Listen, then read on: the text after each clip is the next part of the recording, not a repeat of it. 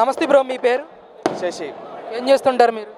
నేను actually software developer. ఇన్వెస్ట్మెంట్స్ని ఆకర్షించడంలో దేశంలోనే మన ఆంధ్ర రాష్ట్రానికి నెంబర్ 1 పొజిషన్ వచ్చినట్టుగా ఈరోజు ఒక రిపోర్ట్ అయితే సోషల్ మీడియాలో వైరల్గా మారింది. దీనిపై ఒకటిగా సాఫ్ట్వేర్ డెవలపర్గా ఏ విధంగా అనిపిస్తుంది? ఒకటి, ఆంధ్రప్రదేశ్ అభివృద్ధిని చూసి గర్వకారణంగా ఉంది ఒక ఆంధ్రుడిగా. ఎందుకంటే గతం 2014 నుంచి 19 వరకు రాష్ట్ర విభజన తర్వాత మనం ఈజ్ ఆఫ్ డూయింగ్ బిజినెస్లో నెంబర్ 1గా ఉండేది. ఆ తర్వాత 19లో తెలుగుదేశం పార్టీ అధికారం కోల్పోవడం జరిగింది. ఆ తర్వాత జగన్మోహన్ రెడ్డి గారు ముఖ్యమంత్రి అవ్వడం జరిగింది. జగన్మోహన్ రెడ్డి గారు ముఖ్యమంత్రి అయిన తర్వాత ఆయన ఉద్యోగాల ఉపాధి పైన కన్నా ఎక్కువగా ప్రతిపక్ష నేతలపైన కక్ష సాధింపులు, రాష్ట్రం పైన కక్ష సాధింపు చేసి రాష్ట్రాన్ని విధ్వంసం చేశారు. ఆనాడే యువత చెప్పారు, నిన్ను గద్దె దించుతాం, మా సత్తా ఏంటో చూపిస్తామని. ఆ విధంగా మా సత్తా ఏంటో చూపించి ప్రతిపక్షం కూడా లేకుండా కూర్చోబెట్టాం. ఆ తర్వాత లోకేష్ గారు యువగలం పాదయాత్రలో పదే చెప్పేవాళ్ళు, యువతకి తొలి ప్రాధాన్యత, 20 లక్షల ఉద్యోగాలు మా లక్ష్యం, దేశంలోనే ఆంధ్రప్రదేశ్ నెంబర్ 1గా ఉంచుతాం, దానికోసం కష్టపడతాం, నిరంతరం ఈ రాష్ట్రం నెంబర్ 1గా ఉండాలి అని చెప్పారు. ఆ మాట కట్టుబడి అధికారం వచ్చిన తొలి రోజు నుంచి ఈ రోజు వరకు 18 నెలల్లో ఎన్నో కంపెనీలు తీసుకొని వచ్చారు. ఒకప్పుడు టీసీఎస్లో ఉద్యోగం చేయాలంటే మన వాళ్ళు బెంగళూరుకో, హైదరాబాద్కో, చెన్నైకో వెళ్తే ఆ టీసీఎస్నే మన వైజాగ్ గడ్డపైకి తీసుకొని వచ్చారు.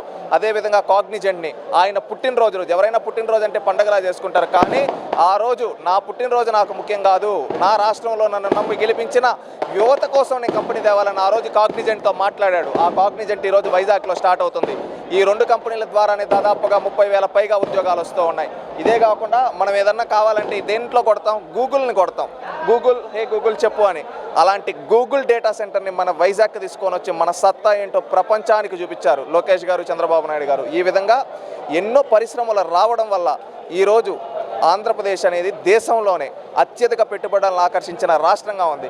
ఆ రోజు చెప్పారు, స్పీడ్ ఆఫ్ డూయింగ్ బిజినెస్లో దూసుకొని వెళ్తాం, డబుల్ ఇంజన్ సర్కార్ ప్రభుత్వం అని. దానికి తగ్గట్టుగా ఈరోజు తీసుకొని వెళ్ళి అనేక కంపెనీలు తీసుకొని వచ్చారు. ఇప్పుడు నేను చెప్పిన ప్రముఖ కంపెనీలు ఇవే కాకుండా ఆంధ్రప్రదేశ్ రాష్ట్రాన్ని క్లస్టర్ యూనిట్స్గా డివైడ్ చేసుకొని ఇప్పుడు చూసుకుంటే ఉత్తరాంధ్రనేమో ఒక ఐటీ హబ్గా, ఫార్మా హబ్గా, అదేవిధంగా గోదావరి జిల్లాల్ని ఒక డిఫెన్స్ యూనిట్స్గా, అదేవిధంగా కృష్ణా జిల్లాలో మనం చూసుకుంటే గుంటూరు క్వాంటమ్ వ్యాలీ హబ్గా.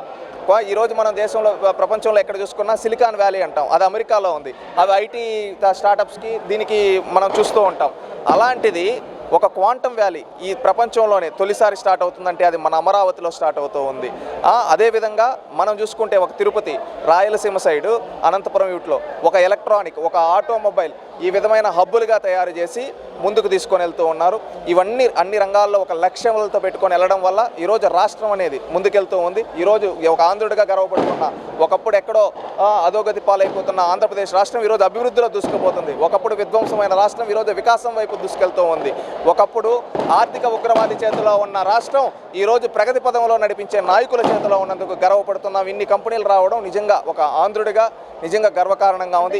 ఇన్ని కంపెనీలు రావడం వెనుక కూడా జగన్మోహన్ రెడ్డి గారు వేసిన పునాది ఉందని చెప్పి ఇప్పటికీ వైసీపీ నాయకులు మాట్లాడడానికి ఎంతవరకు సమర్థం? వాళ్ళ డిఎన్ఏ, డోర్ డెలివరీలు, కోడి కత్తులు, గులకరాయి డ్రామాలు ఆడడం వాళ్ళ డిఎన్ఏ, పరిశ్రమలు తీసుకొని రావడం చంద్రబాబు నాయుడు గారి డిఎన్ఏ. ఈరోజు గూగుల్ డేటా సెంటర్ వచ్చిందన్నా, టీసీఎస్ వచ్చిందన్నా, కాగ్నిజెంట్ వచ్చిందన్నా, రెనీ వచ్చిందన్నా, రిలయన్స్ వచ్చిందన్నా అది చంద్రబాబు నాయుడు గారు, లోకేష్ గారు మొహం చూసి వచ్చాయి. కానీ జగన్మోహన్ రెడ్డి వల్ల, జగన్మోహన్ రెడ్డి ఏంటంటే ఇప్పుడు మంగళవారం కబుర్లు చెప్తే జనాలు ఎవరు నమ్మరు. ఎందుకంటే అయిపోయింది జగన్మోహన్ రెడ్డి గారి పని. ఎందుకంటే ఇంకా రాష్ట్రంలో ఎవరు జగన్మోహన్ రెడ్డి నమ్మే పరిస్థితులు. ఈరోజు రాష్ట్రం అభివృద్ధి వైపు దూసుకొని వెళ్తుంది. రేపు ఇంకా అనేక పరిశ్రమలు తీసుకొని వచ్చి అన్ని రంగాలలో భారతదేశానికే అన్ని రంగాల్లో ఐకానిక్గా ఆంధ్రప్రదేశ్ ఉండాలని మేము కోరుకుంటున్నాం. ముఖ్యంగా నారా లోకేష్ గారి మీద కూడా పెద్ద ఎత్తున సోషల్ మీడియా ట్రోల్స్ చేస్తూ ఉన్నారు. రాష్ట్రాన్ని గాలి కొట్టేసి, డెవలప్మెంట్ని గాలి కొట్టేసి ఈరోజు విదేశాల్లో ఆయన చక్కర్లు కొడుతూ ఉన్నాడు. దీనివల్ల ఎంతవరకు ఉపయోగం రాష్ట్రానికి, ప్రజలందరూ ఆలోచించాలని చెప్పేసి కూడా పెద్ద ఎత్తున ట్రోల్స్ జరుగుతుంది. ఒకప్పుడు ప్యాలెస్లో పనుకొని నిద్రపోయిన జగన్మోహన్ రెడ్డి బ్రతికేంటో రాష్ట్రం అంతా చూసింది. ఈరోజు నిరంతరం ప్రజా దర్బార్ల ద్వారా, ప్రజా వేదికల ద్వారా ప్రజల కోసం నిరంతరం కష్టపడుతూ ఉన్నాడు. ఈరోజు ఆయన ఈ 18 నెలల్లో ఒక 3 రోజుల వ్యక్తిగత పర్యటన ద్వారా వెళ్ళాడు. వ్యక్తిగత పర్యటనకి వెళ్ళినా రాష్ట్రంలో తన శాఖకు సంబంధించిన అధికారులతో సమన్వయం చేసుకుంటూ ఉన్నాడు. కానీ ఓరవలేని ఈ వైకాపా బ్యాచ్, ఈ వైకాపా బ్యాచ్ వాళ్ళకి ఇంకేమీ లేదు. వాళ్ళ బ్రతుకంతా ఏంది, 5 ఏళ్ళు ప్యాలెస్లో పనుకున్నారు. ఈరోజు కష్టపడే చంద్రబాబు నాయుడు గారిని ఉద్దేశించి ఒక దురుద్దేశంతో ఈ విధంగా చేస్తున్నారని నేను భావిస్తున్నాను. ఆఖరిగా ఈరోజు దేశంలోనే అతిపెద్ద గ్రీన్ఫీల్డ్ ఎయిర్పోర్ట్ మన ఏపీ రాబోతుంది అని చెప్పేసి పెద్ద ఎత్తున చర్చ జరుగుతూ ఉంది. దీని వెనక చంద్రబాబు నాయుడు గారి కృషి ఎంతవరకు ఉండాలి, ఇది రావడం పట్ల మీ అభిప్రాయం? గ్రీన్ఫీల్డ్ ఎయిర్పోర్ట్ అనేది ఇది చంద్రబాబు నాయుడు గారు మానసపుత్రిక అని చెప్పుకోవచ్చు. 2014లోనే భోగాపురం ఎయిర్పోర్ట్ కావాలన్నారు. ఆ రోజు జగన్మోహన్ రెడ్డి ఏమన్నాడు తెలుసా, భోగాపురం ఎయిర్పోర్ట్ అనేది ఎందుకు అవసరం, విశాఖపట్నం ఎయిర్పోర్ట్ ఉంది కదా అని చెప్పి గాలి మాటలు మాట్లాడాడు ఆ రోజు. ఈ రోజు వచ్చి మేమే దానికి ఆద్యులం అని సిగ్గు లేకుండా పేటెంట్ కోసం ట్రై చేస్తున్నాడు. ఈ భోగాపురం ఎయిర్పోర్ట్కి ఏదైనా దీని వెనకాల ఏదైనా ఒక శక్తి ఉందంటే అది చంద్రబాబు నాయుడు గారు.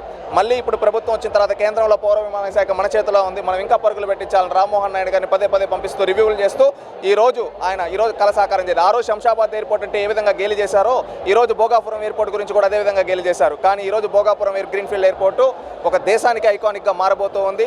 ఈ భోగాపురం ఎయిర్పోర్ట్ అనేది ఉత్తరాంధ్ర మొత్తాన్ని ఒక కనెక్టివిటీగా కూడా మారబోతుందని నేను తెలియజేసుకుంటున్నాను.